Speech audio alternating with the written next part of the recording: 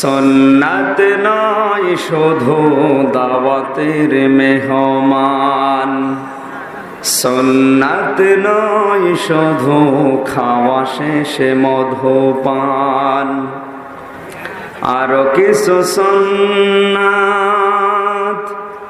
আছে তুমি জানো কি? জানলেও জীবনে কখনো তা মানো কি? সুন্নাত শুধু নয় মজলুম সহায়ক,